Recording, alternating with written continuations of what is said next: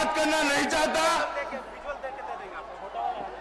मैं इतना ही कहना चाहता हूं कि भारतीय जनता पार्टी के नेतृत्व में जो एनडीए की सरकार बनी है, वो सरकार चाहती है कि देश के इस पूर्वी हिस्से का भी विकास हो।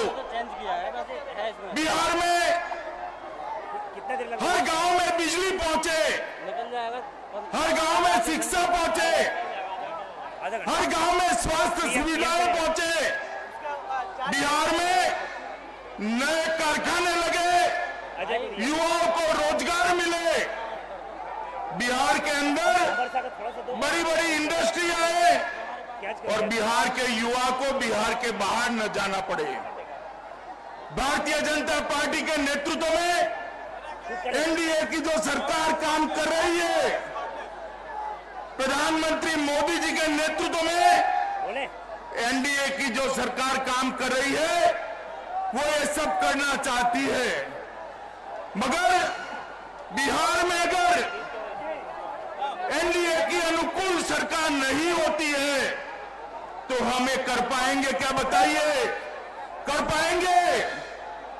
मित्रों, अगर मोदी जी ने बिहार का विकास करना है, मोदी जी बिहार के हर गांव में बिजली पहुंचाना चाहते हैं, शुद्ध पीने का पानी पहुंचाना चाहते हैं, हर गांव में रोजगारी पहुंचाना चाहते हैं, उसके लिए अगर अनुकूलता करनी है तो बिहार में भी मोदी जी के अनुकूल सरकार बनानी पड़ेगी और वो सरकार भारतीय जनता पार्टी के नेतृत्व में एनडीए की सरकार बनेगी, तभी जाकर बिहार का विकास होगा।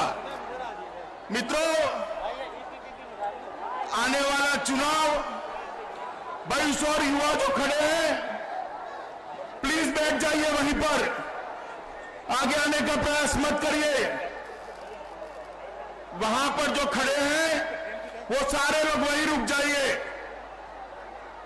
मित्रों, बिहार में 15 साल एक जंगल राज का अनुभव किया है और 15 साल तक बिहार पूरे देश में बदनाम होते रहा जंगल राज के नाम से। आज का दिन 9 अगस्त का दिन है।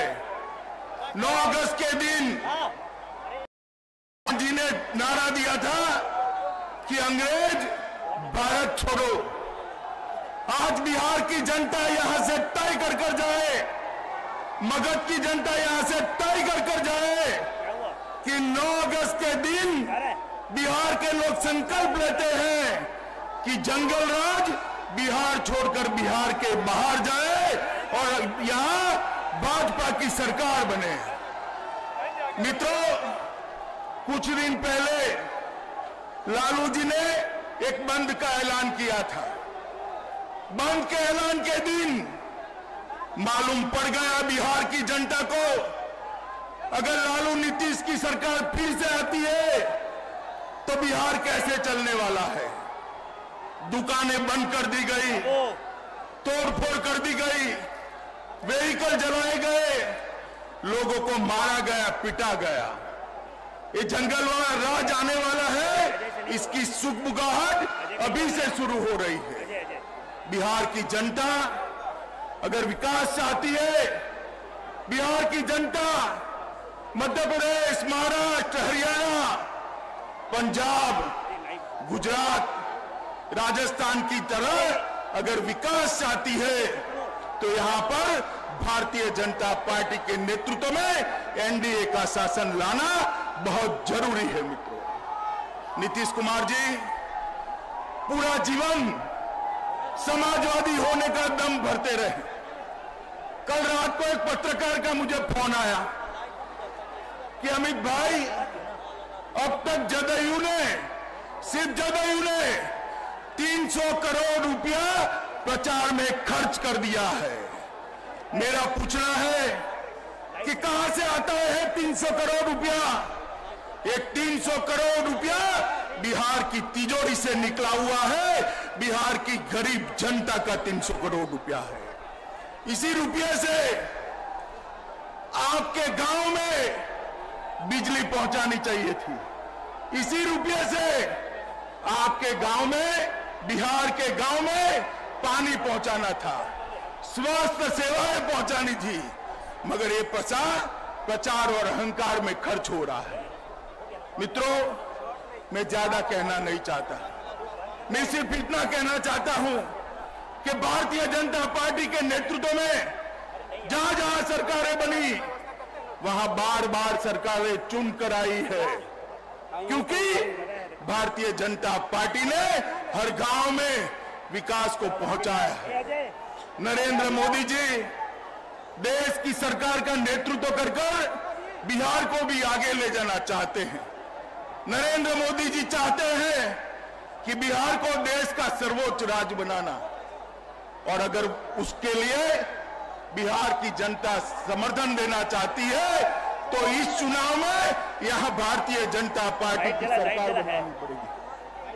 मित्रों, मोदी जी मेरे साथ मंच पर आ गए हैं, मेरे साथ बोलिए भारत माता की, भारत माता की, भारत माता की, वंदे मातरम।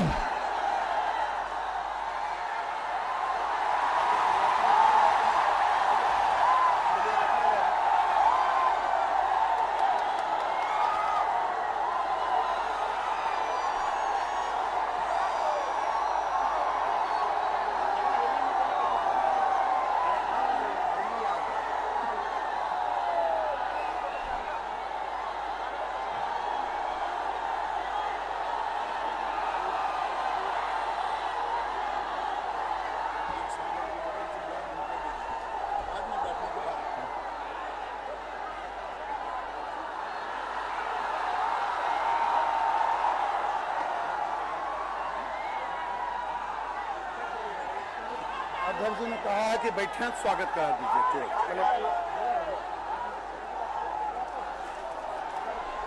बोलिए भारत माता की, वंदे वंदे वंदे वंदे।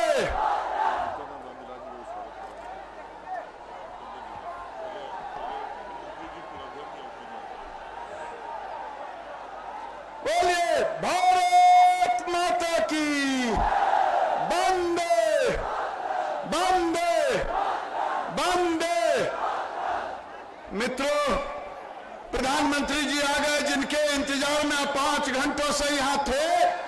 अब मैं निवेदन करूंगा माननीय सुशील कुमार मोदी जी से, नंद किशोर यादव जी से, मंगल पांडे जी से को आए और प्रधानमंत्री जी का स्वागत करें अंग वस्त्रों से।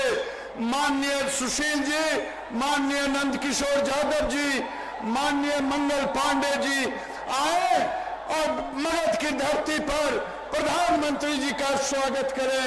माननीय सुशील जी, नंद किशोर जी और मंगल पांडे जी।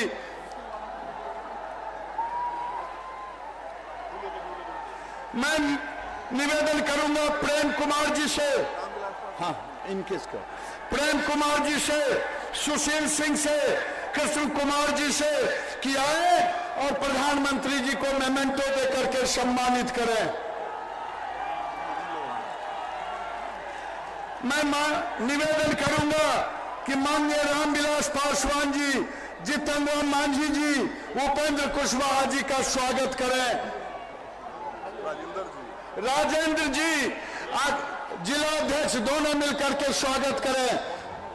मेरा निवेदन है रामविलास पासवान जी, जीतन राम मांझी जी और उपेंद्र कुशवाहा जी का।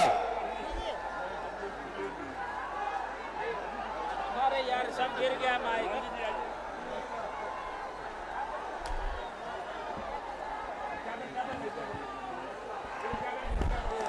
अभी मंच पर हमने जीतन राम मांझी जी का, रामविलास पासवान जी का, उपेंद्र कुशवाहा जी का और माननीय प्रधानमंत्री जी का स्वागत किया।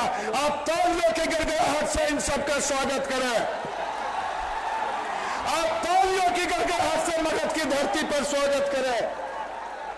अब रामविलास जी सादर से स्वागत कर रहा है, आप फिर एक बार हाथ हिला करके स्वागत करें।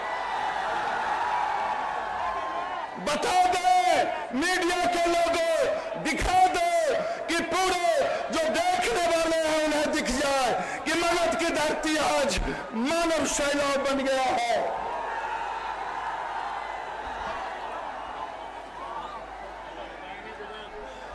माननीय उपेंद्र कुशवाहा जी अब सम्मानित कर रहे हैं।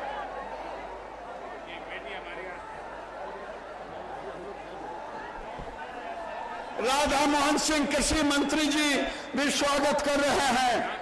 रामकृपाल यादव जी भी, रूढ़ी जी, सुशील जी, नंदकिशोर जी, सारे लोग प्रधानमंत्री का स्वागत कर रहे हैं। अब एक बार भारत माता की।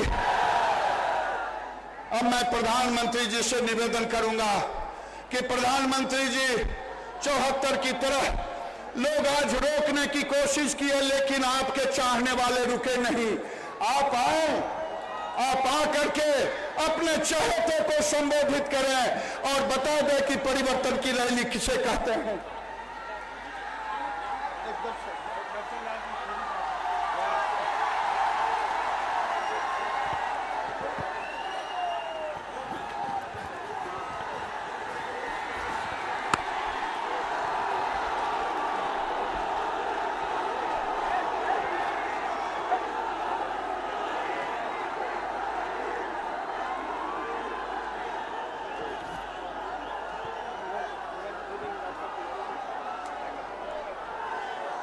भारत माता की, भारत माता की। ये जो ऊपर हैं, अगर आप में से कोई नीचे गिरा तो मेरा क्या होगा?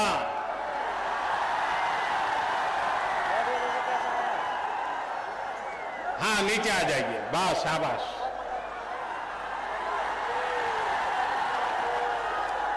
देखिए, ऐसा मत कीजिए। जगह बहुत कम पड़ गई है तो आपको तकलीफ हो रही है।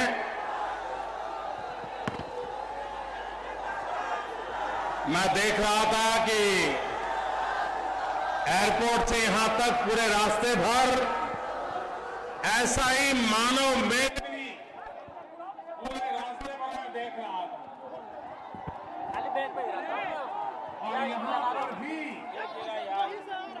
अपने गजब करने नहीं लगा यार, नजर भी वहां तक नहीं पहुंच पाएगी। इतना दूर लोग खड़े हैं।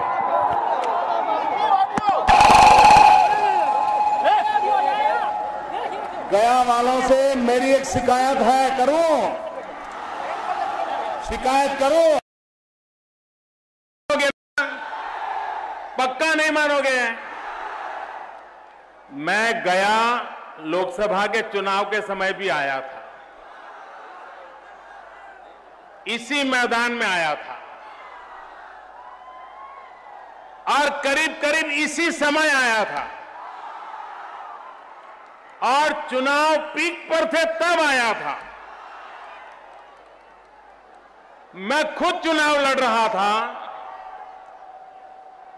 लोकसभा का चुनाव था, प्रधानमंत्री बनाने का निर्णय करना था, लेकिन उस सभा में तो इससे आधे लोग भी नहीं आए थे। और आज उससे डबल से भी ज्यादा मैं देख रहा हूं। हवा का रुख मुझे पता चल रहा है, लेकिन मेरी ये शिकायत प्यार की है, नाराजगी की नहीं है।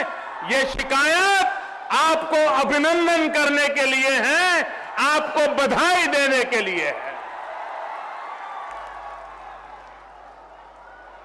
कमाल कर दिया है आज गया वालों ने।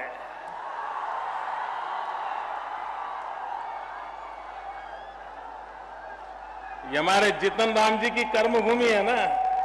हाँ,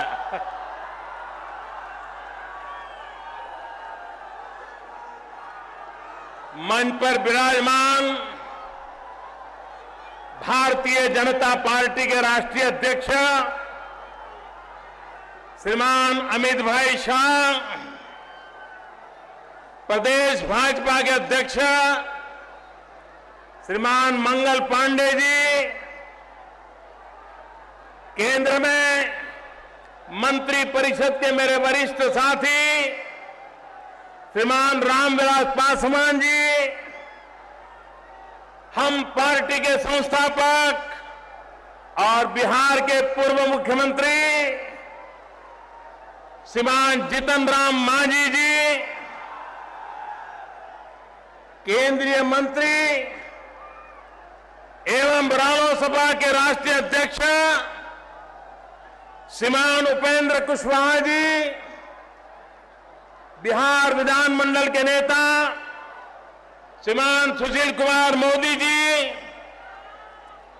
बिहार विधानसभा में प्रतिपक्ष के नेता श्रीमान नंद किशोर यादव जी, केंद्र में मंत्रिपरिषद के मेरे साथी श्री अनंत कुमार, भारतीय जनता पार्टी के राष्ट्रीय महासचिव श्रीमान भूपेंद्र यादव जी, पूर्व मंत्री और हम सबके मार्गदर्शक श्रीमान डॉक्टर सीपी ठाकुर जी, केंद्र में मेरे साथी मंत्री श्रीमान राधा मोहन सिंह जी, श्री रविशंकर प्रसाद जी, श्री राजीव प्रताप रूडी जी, श्री गिरिराज सिंह, श्री रामकृपाल यादव जी, हम पार्टी के प्रदेश अध्यक्ष श्रीमान शकुनी चौधरी जी,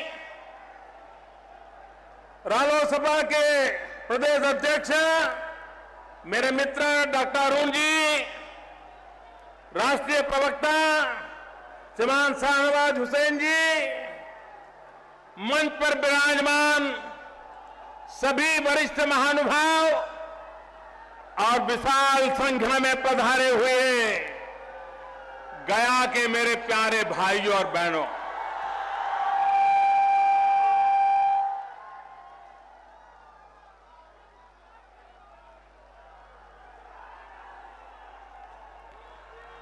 भाइयों बहनों, चुनाव बहुत जल्द आ रहे हैं और मैं साफ देख रहा हूं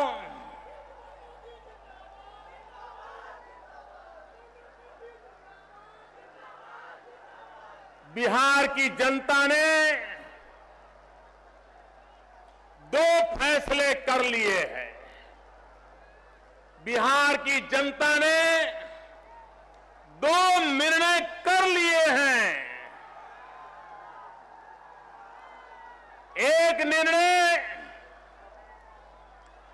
बिहार के जीवन में, बिहार के विकास में,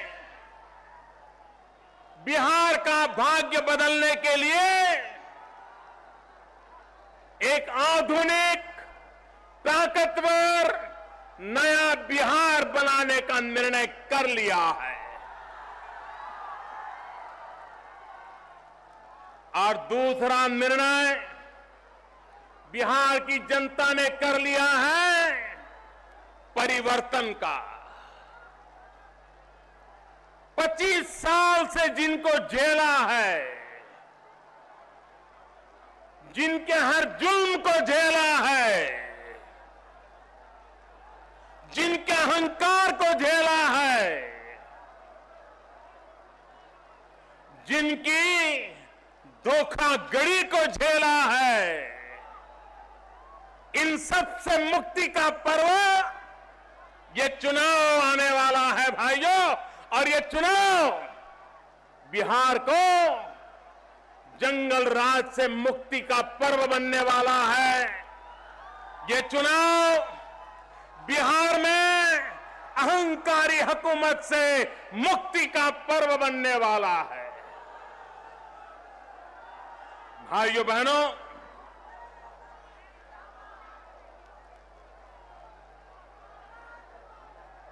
पच्चीस साल हो गए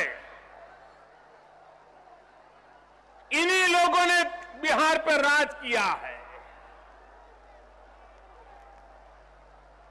आप मुझे बिहार बताइए मेरे भाइयों बहनों, से 25 साल बीते हैं, अगर आने वाले 5 साल भी ऐसे बीते तो नौजवान बर्बाद हो जाएगा कि नहीं हो जाएगा? आपका भविष्य तबाह हो जाएगा।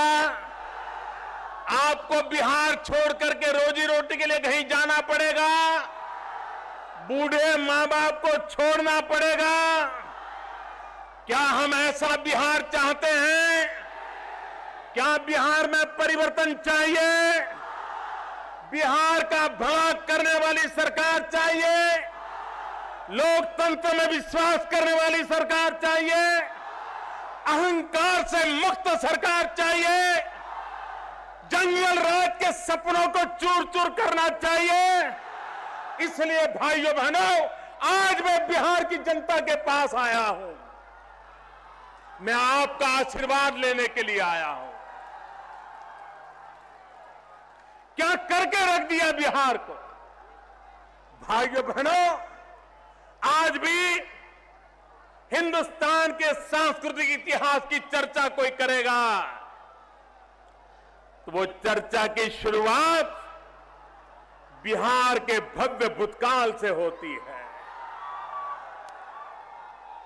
आज भी विश्व में अहिंसा का संदेश की कोई चर्चा करता है तो भगवान बुद्ध का स्मरण करता है, जो बात बिहार से प्रारंभ होती है। सत्ता के लिए संघर्ष के बाद जनता की भलाई के लिए शस्त्र को छोड़ने का महाप्रयाण, इसकी भी चर्चा होगी तो यही बिहार से चर्चा होती है। भाइयों बहनों, विज्ञान हो, संस्कृति हो, इतिहास हो, वीरता हो, पराक्रम हो, कोई ऐसा विषय नहीं है हिंदुस्तान जब भी उसकी चर्चा करे तो चर्चा का प्रारंभ बिहार से होता है। ऐसी ये महान भूमि, ऐसी ये पवित्र भूमि, उसके सपनों को सत्ता के नशे में बैठे लोगों ने चूर चूर कर दिए। मेरे भाइयों बहनों, चूर चूर कर दिए। आधुनिक भारत में भी बिहार ने देश को जितना दिया है, शायद ही हिंदुस्तान का कोई राज्य इसका दावा कर सकता है जितना बिहार ने देश को दिया। जो बिहार देश को उत्तम मानव संसाधन दे सकता है, आज हिंदुस्तान का कोई राज्य ऐसा नहीं होगा कोई राज्य नहीं होगा। भारत के कोने कोने में बिहार का नौजवान जिस पद पर बैठा है, उस राज्य को विकास की नई ऊंचाइयों पर ले जाने का पराक्रम करके दिखाता है। ये बिहार के नौजवानों की ताकत है, ये बिहार के लोगों की ताकत है। लेकिन क्या कारण है, क्या कारण है कि बिहार आगे बढ़ नहीं पा रहा है? क्या कारण है मेरे भाइयों बहनों? क्या कारण है? क्या कारण है? क्या कारण है? बिहार को किसने बर्बाद किया? बिहार के सपनों को किसने चूर चूर किया? बिहार में जंगल राज कौन लाया? बिहार में जंगल राज लाने का और प्रयास कौन कर रहा है? क्या फिर से बिहार को उन 25 साल की बर्बादी की ओर ले जाना है? क्या फिर से उस दोजख में जाना है? क्या बिहार बचाना है? नया बिहार बनाना है? बिहार को आगे ले जाना है? बस भाइयों बहनों, हम मिलके कंधे से कंधा मिलाकर के चलने के लिए तैयार।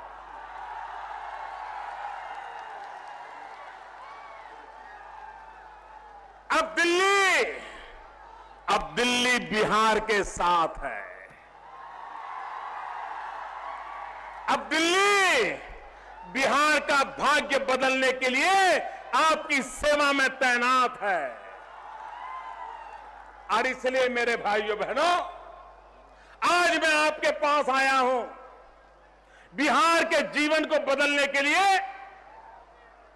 एक अच्छी सरकार चुनने के लिए, आपको प्रार्थना करने के लिए आया। बिहार की जनता ने पिछले लोकसभा के चुनाव में मुझ पर इतना प्यार बरसाया, इतना प्यार बरसाया भाइयों बहनों, मैं उस प्यार को ब्याज समेत लौटाना चाहता हूं।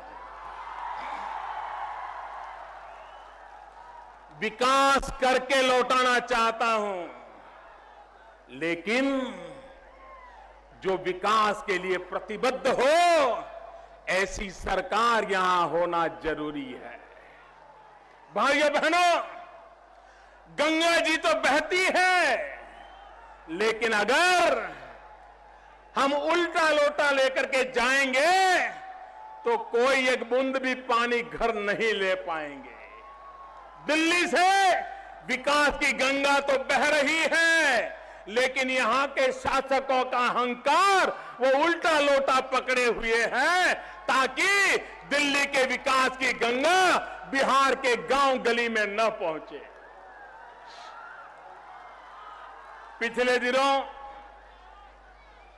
जब मैं बिहार आया था, अनेक योजनाएं का शिलान्यास किया। 10-10 साल से रुकी पड़ी थी, कोई देखने को तैयार नहीं था। भाइयों बहनों, यही लोग दिल्ली की सरकार को चलाते थे, और आज वही लोग साथ मिलकर के बिहार के लोगों को फिर से एक बार जंगल राज की ओर घसीटने के लिए, अपने निजी स्वार्थ के लिए तैयार बैठे हैं। आप मुझे बताइए भाई, ये जो राजनीतिक लाभ लेने के लिए गठबंधन हुआ है, क्या चुनाव के बाद भी ये गठबंधन चलेगा क्या? ये जो जहर अभी पिया गया है, चुनाव के बाद जहर उगलेंगे कि नहीं उगलेंगे? ये जहर पीने वाले चुनाव के बाद जब जहर उगलेंगे, तो जहर किसकी थाली में जाके पड़ेगा? जनता की थाली में पड़ेगा कि नहीं पड़ेगा? जनता मरेगी कि नहीं मरेगी? जनता बर्बाद होगी कि नहीं होगी? जिन्होंने जहर पिया है, उनको जहर उगलने का मौका देना चाहिए क्या? ये जहर पीने वालों की अब जरूरत है क्या? जहर पिलाने वालों की जरूरत है क्या? मुझे तो पता ही नहीं चल रहा कि बिहार में भुजंग प्रसाद कौन है और चंदन कुमार कौन है, मुझे तो पता ही नहीं चल रहा। ये नए भुजंग प्रसाद, नए चंदन कुमार, पता नहीं कौन किसको जहर पिला रहा है, कौन किसका जहर पी रहा है, लेकिन इतना मुझे पता है, चुनाव समाप्त होते ही ये जहर उगलना शुरू करेंगे और बिहार को बर्बाद करने में अब जंगल राज के साथ जहरीला वातावरण भी आने वाला है।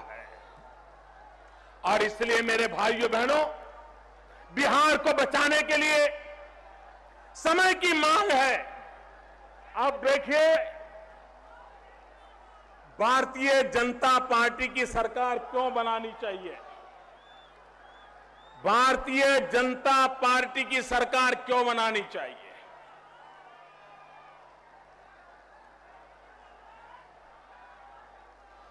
एनडीए की सरकार क्यों बनानी चाहिए?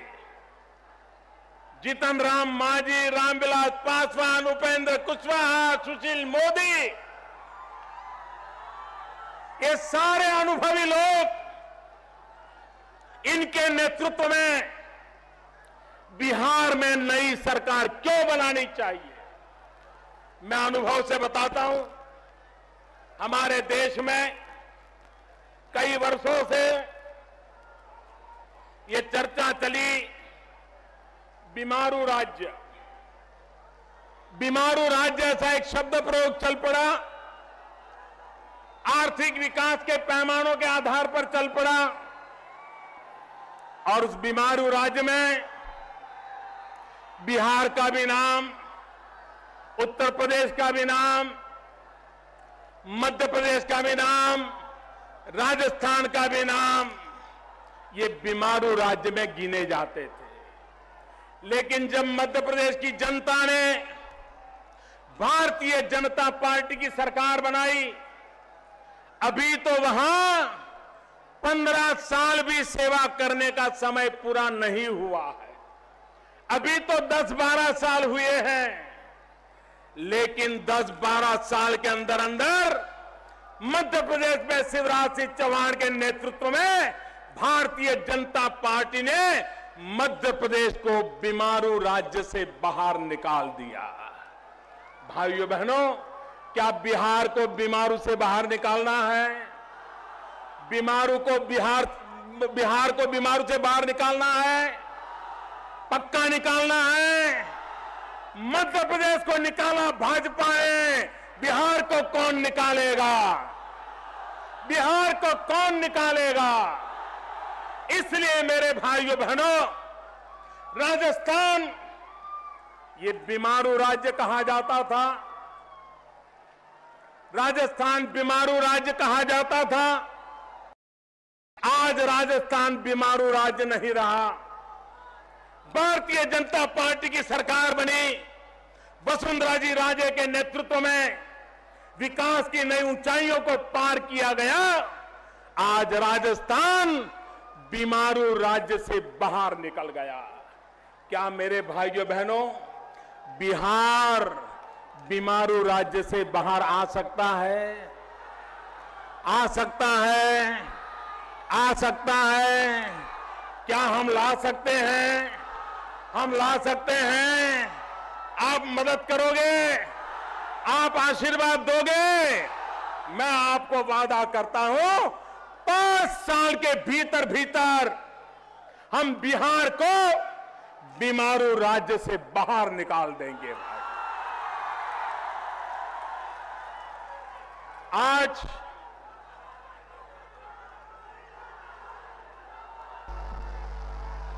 भाइयों बहनों, दुनिया में कई देशों में मुझे जाने का सौभाग्य मिला।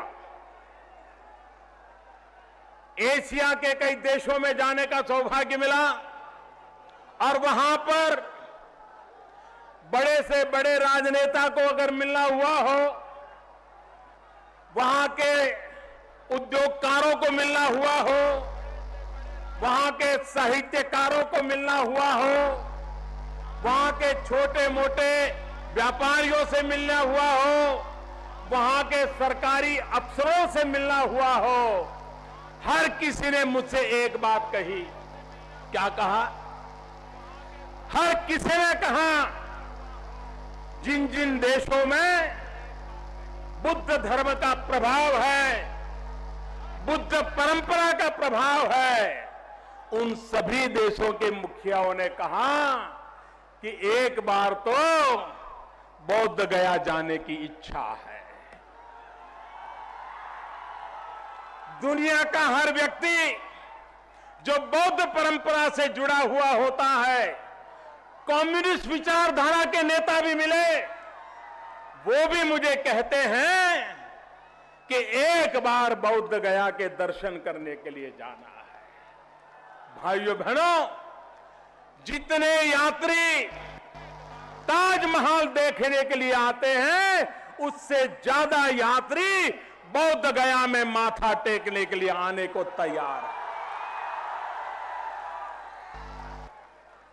मुझे बताइए, क्या हमें बौद्ध गया को ऐसा बनाना चाहिए कि नहीं बनाना चाहिए कि जिसके कारण वहां से नौजवान नीचे उतर जाए? भाई, बौद्ध गया से ऐसा विकास हो, टूरिज्म का एक ऐसा क्षेत्र बने ताकि दुनिया भर में बुद्ध को मानने वाले लोग बुद्ध गया आने के लिए उनको व्यवस्था मिले। और इतनी बड़ी मात्रा में अगर यात्री आएंगे, मुझे बताइए इस इलाके में कभी गरीबी रहेगी क्या? टूरिज्म एक ऐसा उद्योग है, टूरिज्म एक ऐसा क्षेत्र है जहां कम से कम पूंजी से ज्यादा लोगों को रोजगार मिलता है। अगर एक बार बुद्ध गया में विश्व भर के यात्रियों का आना सिलसिला चालू हो जाए और बहुत बड़ी मैयात हो जाए, इस इलाके के कोई नौजवान को बेरोजगार रहने की नौबत नहीं आएगी। इतनी ताकत है उसमें। और गरीब से गरीब आदमी कमाता है, ऑटो रिक्शा वाला भी कमाएगा, बिस्किट बेचने वाला भी कमाएगा, चने मुरमुरे बेचने वाला भी कमाएगा, खिलौने बेचने वाला कमाएगा, फूल बेचने वाला कमाएगा, अरे चाय बेचने वाला भी कमाएगा।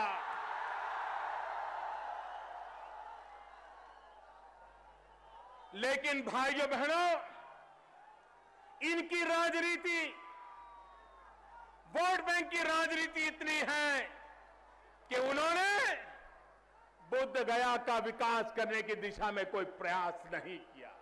इतना ही नहीं, जब यहां पर बम धमाका हुआ, पूरे विश्व के अंदर एक बहुत बड़ा सदमा पहुंचा। विश्व भर के बुद्ध को प्रेम परंपरा को निभाने वाले सभी देशों में एक बहुत बड़ा सदमा पहुंचा। लेकिन वोट बैंक की राजनीति में डूबे हुए लोग, उनको इसकी कोई परवाह नहीं थी। उनके लिए ऐसी घटनाएं आती है और जाती है। भाइयों बहनों, मुझे ये स्थिति बदलना है। मुझे बोध गया को पूरे एशिया में लोगों का तीर्थ क्षेत्र के रूप में परिवर्तित करना है और मुझे आगे बढ़ाना है। भाइयों बहनों, बुद्ध गया, ये गया पितृ तर्पण का स्थान है। हिंदुस्तान का हर युवक, हर बेटा बेटी जब पितृ तर्पण की बात आती है तो उसका एक सपना रहता है कि मेरे स्वर्गीय पिता का तर्पण मैं गया जी में जाकर के करूं। हिंदुस्तान भर के लोगों का यह सपना है कि नहीं है? पितृ तर्पण के लिए लोग आते हैं कि नहीं आते हैं? 125 करोड़ का देश, हर वर्ष करोड़ों बड़ी आयु के लोग स्वर्ग सिधाते हैं। उनके संतान पितृ गया में आकर के तर्पण करना चाहते हैं। करोड़ों लोग आने के लिए तैयार बैठे हैं, लेकिन यहां के समाचार सुनते हैं और इसके लिए आते नहीं हैं। वो पितृ भी नाराज होते हैं और यहां के लोगों की रोजी रोटी को भी नुकसान होता है। मुझे बताइए मेरे भाइयों बहनों, हर हिंदुस्तानी का पितृ तर्पण का सपना ये पूरा हो, ये व्यवस्था अच्छी होनी चाहिए कि नहीं होनी चाहिए? यहां के लोगों को रोजगार मिलना चाहिए कि नहीं मिलना चाहिए? आप मुझे बताइए, विकास करने की दिशा में अगर आगे बढ़ना है भाइयों बहनों, लेकिन अगर जंगल राज पार्ट 2 ये अगर आया फिर तो सब बर्बाद हो जाएगा। व्यक्ति जेल में जाता है, कोई व्यक्ति जेल में जाता है तो क्या सीख करके आता है भाई? कोई जेल में जाकर के आता है तो क्या सीख करके आता है? कोई अच्छी चीजें सीख करके आता है क्या? बुरी बुरी चीजें सीख करके आता है ना? जितनी बुराइयां हैं सब लेकर के आता है कि नहीं आता है? जंगल राज पार्ट 1 में जेल का अनुभव नहीं था। जंगल राज पार्ट 2 में अब जेल का अनुभव जुड़ गया है और इसलिए बर्बादी की संभावना ज्यादा बढ़ गई है। और इसलिए मैंने पिछली बार जब आया तब मैंने कहा था, आरजेडी का सीधा सीधा मतलब है रोजाना जंगल राज का डर। आरजेडी का सीधा सीधा मतलब है रोजाना जंगल राज का डर। और जो लोग अब उनके साथ जुड़ गए हैं, आपने देखा होगा अभी पटना में सवेरे सवेरे भारतीय जनता पार्टी के कार्यकर्ता को गोलियों से भून दिया गया, मौत के घाट उतार दिया गया। पटना में हुआ, इनके नाक के नीचे हुआ। भाइयों बहनों, ये जंगल राज की शुरुआत है कि नहीं है? ये जंगल राज की शुरुआत है कि नहीं है?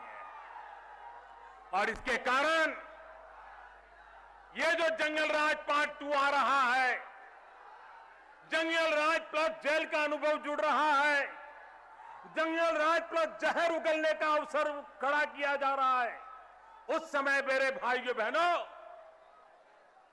एक तरफ रोजाना जंगल राज का डर और दूसरी तरफ जनता का दमन और उत्पीड़न। जनता का दमन और उत्पीड़न, जेडीयू, जनता जे, दमन डी, उत्पीड़न यू। ये जेडीयू, ये जनता का दमन और उत्पीड़न, और वो आरजेडी रोजाना जंगल राज का डर। आप मुझे बताइए, बिहार को ऐसे लोगों के हाथ में सौंपा जा सकता है? 25 साल जिन्होंने बर्बाद किया, उनको मौका दिया जा सकता है? भाइयों बहनों, आपको हैरानी होगी, पूरे हिंदुस्तान में ये लालटेन वालों ने आपको अंधेरे में रखा है। अंधेरे में बिजली आती है भाई, बिजली आती है, बिजली मिलती है। परीक्षा का समय हो, पढ़ना है तो बिजली मिलती है क्या? बिजली मिलती है क्या? अंधेरे में गुजारा करना पड़ता है। मिट्टी के तेल पे भी गुजारा करना पड़ता है। पिछले चुनाव में यहां के नेता ने आपको वादा किया था बिजली देंगे। जरा जोर से बताइए, बिजली देने का वादा किया था। बिजली नहीं मिलेगी तो वोट नहीं मांगूंगा, ऐसा कहा था। बिजली मिली, बिजली मिली, धोखा किया, धोखा किया, फिर से वोट मांगने आए, दूसरा धोखा किया। ये बार बार धोखा हो रहा है। आप सांझे में आ जाएंगे क्या? आप इनके झांसे में आ जाएंगे क्या? भाइयों बहनों, जिन्होंने वादा किया था, आज हिंदुस्तान में प्रति व्यक्ति कम से कम बिजली की खपत कहीं पर है तो वो मेरे दुर्भाग्यशाली, मेरे प्यारे बिहार के भाई बहन हैं। उनके भाग्य को इन्होंने अंधकारमय बना दिया है।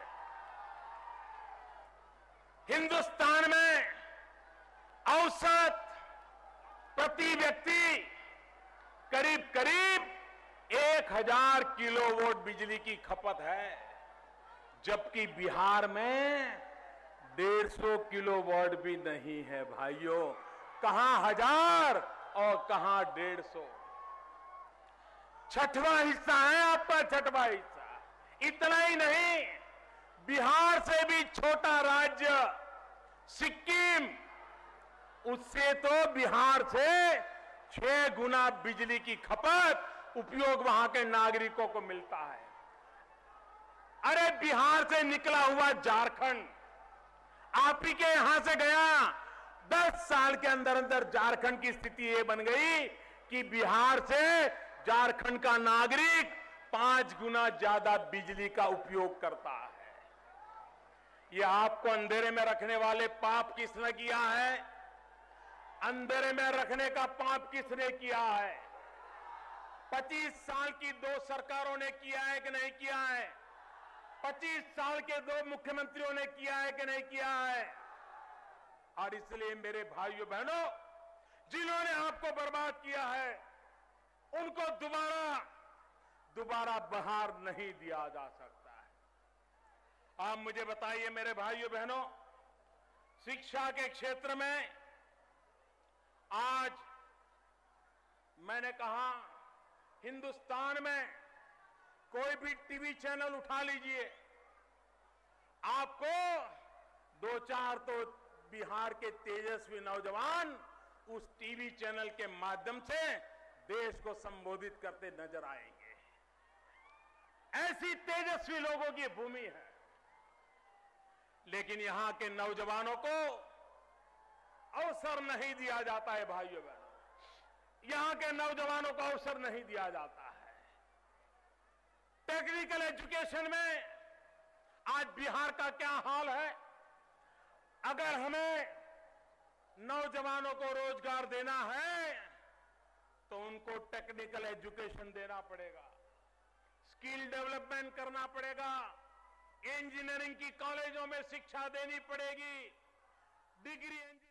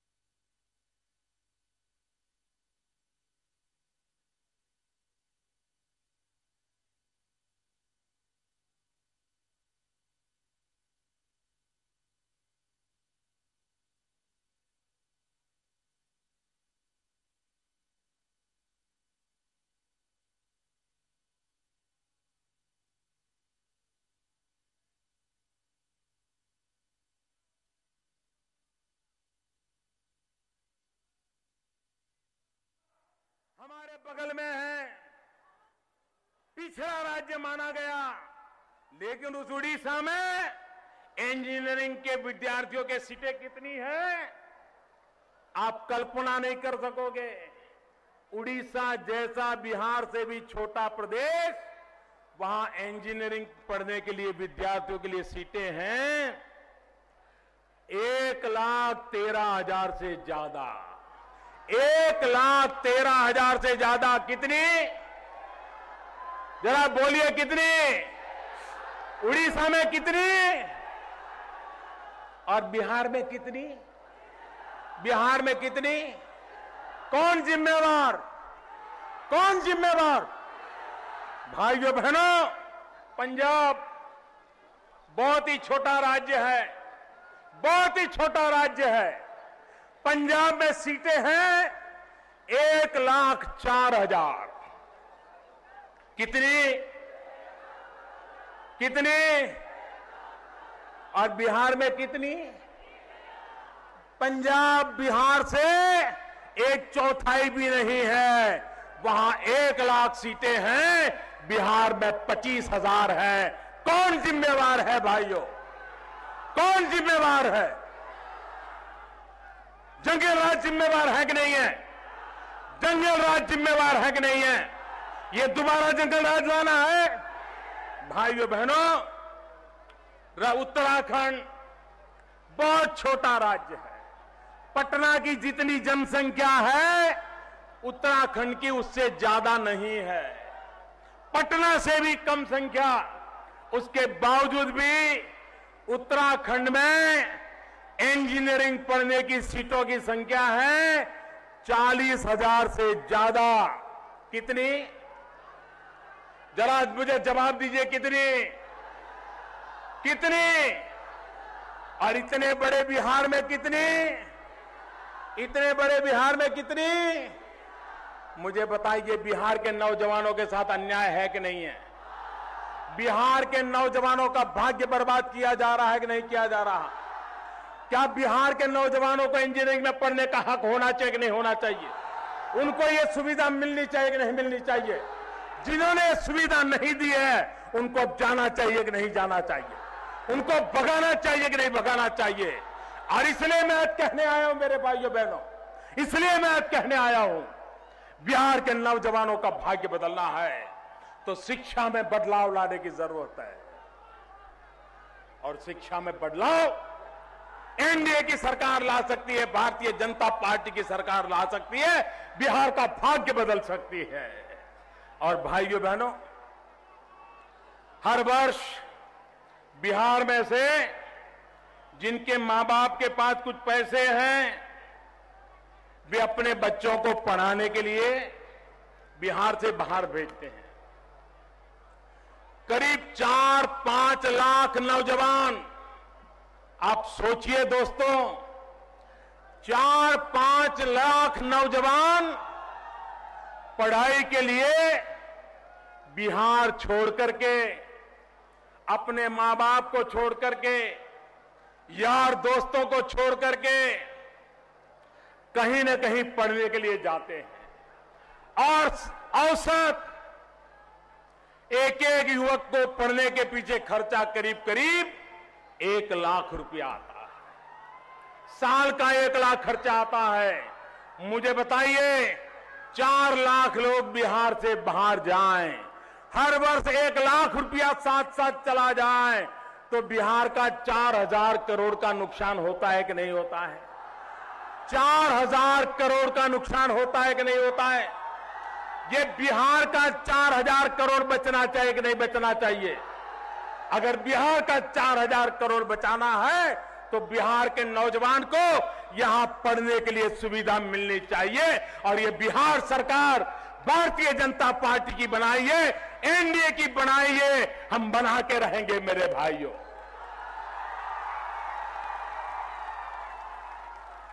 और इसलिए मैं आज आग्रह करने आया हूं कि हमें विकास के लिए वोट चाहिए।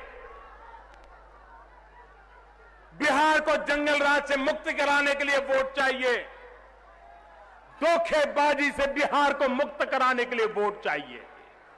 और मैं आपको भरोसा दिलाने आया हूं, मैं बिहार के विकास की यात्रा में कंधे से कंधा मिलाकर चलूंगा। अगर आप 1 कदम चलेंगे तो मैं 1.25 कदम चलूंगा भाइयों। आप एक कदम चलेंगे, मैं 1.25 कदम चलूंगा, ये विश्वास दिलाने आया हो।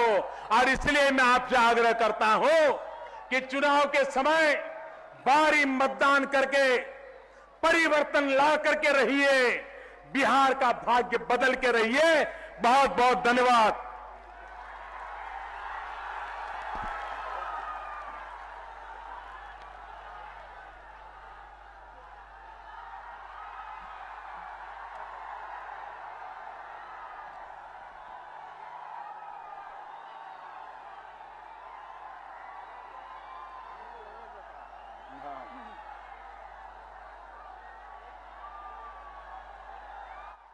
बोलिए भारत माता की, भारत माता की। अब सभा समाप्त की जाती है। बोलिए हर हर महादेव।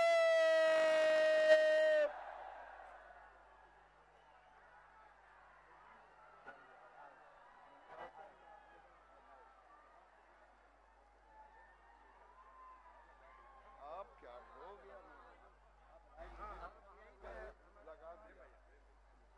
हर हर महादेव की। नरेंद्र मोदी, नरेंद्र